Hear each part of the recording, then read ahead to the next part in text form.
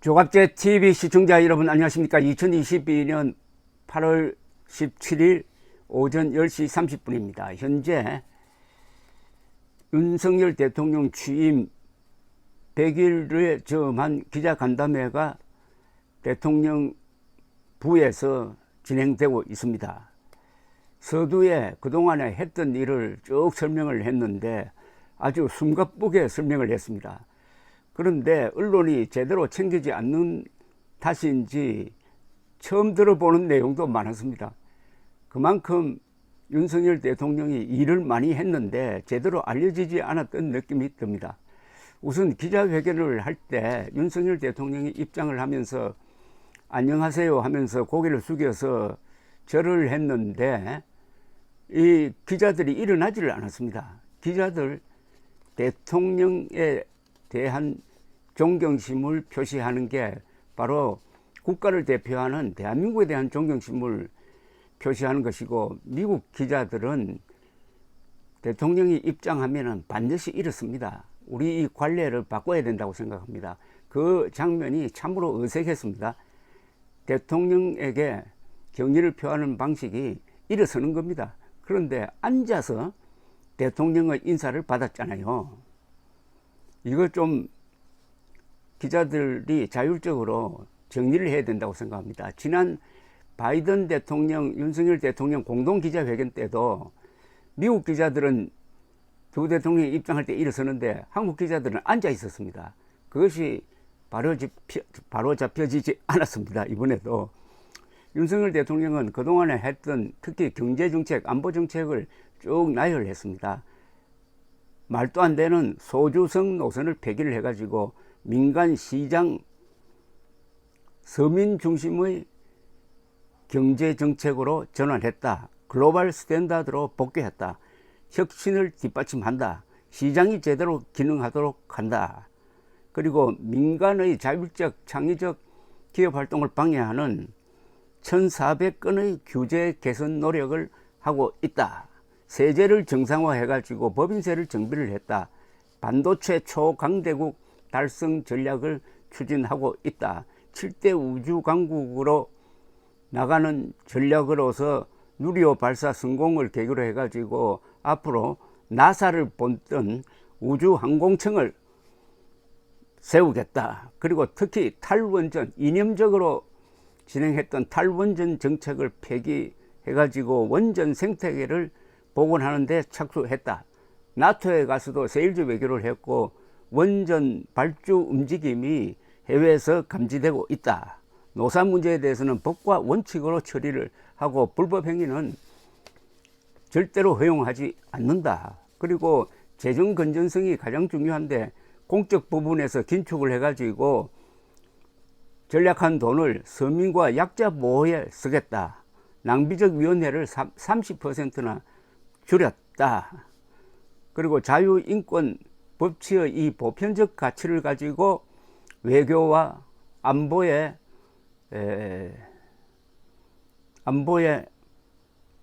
대응하고 있다. 한미관계, 한일관계도 지금 정상화되고 있다. 북한 핵 위협에 대해서는 핵우산으로 알려져 있는 미국이 제공하는 확장 억지력의 구축을 더 강화한다. 그리고 폴란드에는 최대 규모의 무기 수출을 했다. 앞으로 4대 방산 수출국으로서 진입해가지고 이 부분을 전략산업으로 키우겠다. 그리고 한국과 한일 간의 관계가 정상화되는 것의 하나의 실마리로서 김포와 하네다 노선이 지금 재개되었다.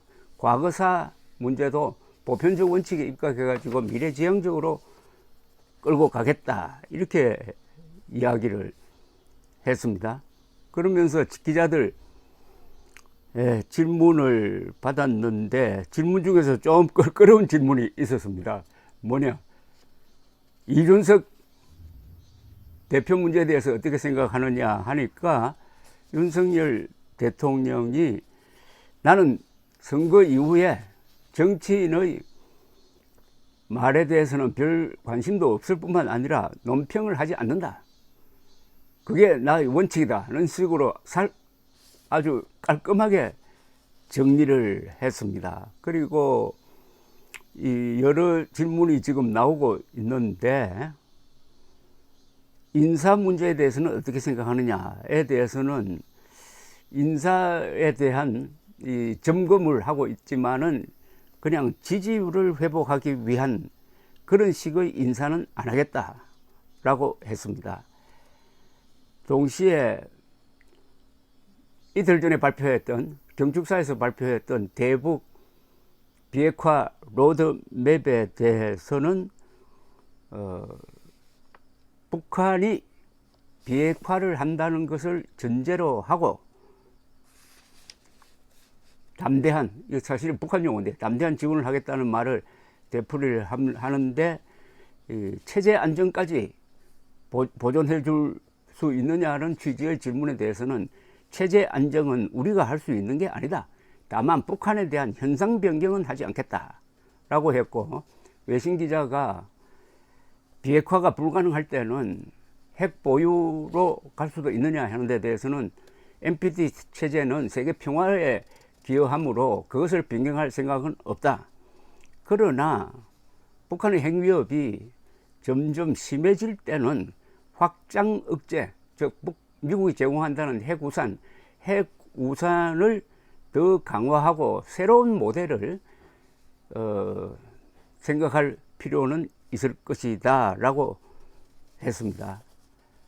뭐 그 다음에도 여러 가지 업적을 많이 이야기를 했는데, 전체적으로 인상으로는 참 일을 많이 했다. 100일 동안에 이렇게 많이 바꿔 놓았는데도 왜 인기가 안 올라가는지 보는 사람이 안타까울 정도였습니다.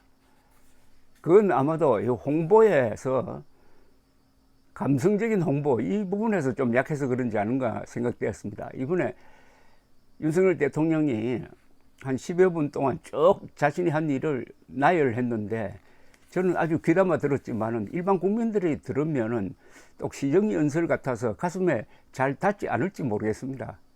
그러나 기자들을 통해서 솔직하게 소통하겠다 하는 그 진정성은 아주 느껴졌습니다.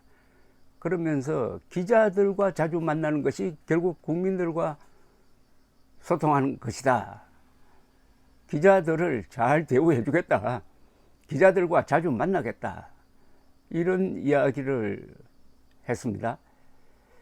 이 정도 같으면은 윤석열 대통령 지지율이 한 60%는 돼야 되는 것 아니냐 하는 생각이 듭니다. 그러나 미스터리입니다. 왜 이렇게 지지율이 떨어졌느냐? 그것은 윤석열 대통령이 오늘 보여준 바와 같이 아주 진지하고 진실된, 특히 말을 돌리지 않고 말장난하지 않고 투박하게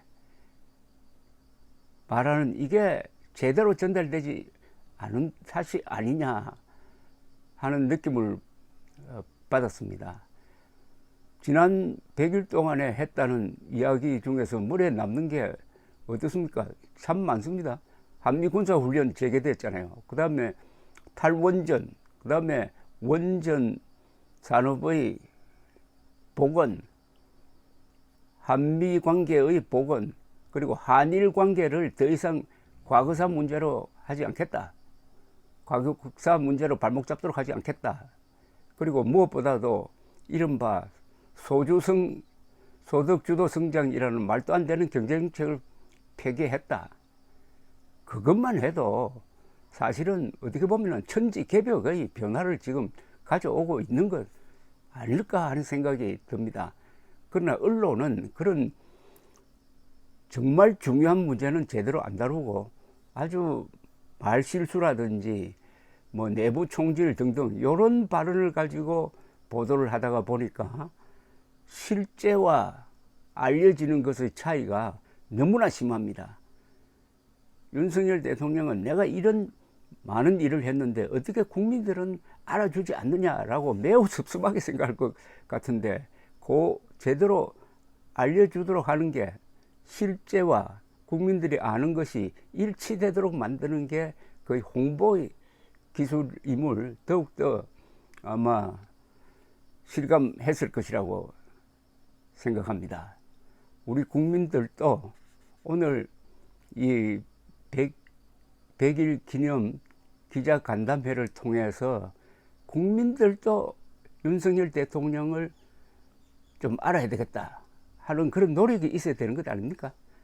윤석열 대통령이 뭘 했는지, 지난 100일 동안 뭘 했는지를 보고 윤석열 대통령을 평가해야지, 언론에 보도되는 것, 지엽 말단적인, 그리고 인간의 원초적 감정을 자극하는 그런 용어나 이런 데 현혹되지 말고, 더구나 우리나라 국민들은 국민 평균 IQ가 세계에서 1등이고 학력이 세계에서 1등이고 근로시간도 세계에서 제일 길고 요사이는 최장수 국가가 되었으니까, 이런 국민 수준에 맞게 나도 이제 대통령을 좀 이해해 보자 하는 계기가 되었으면 좋겠다는 생각이 들었습니다. 감사합니다.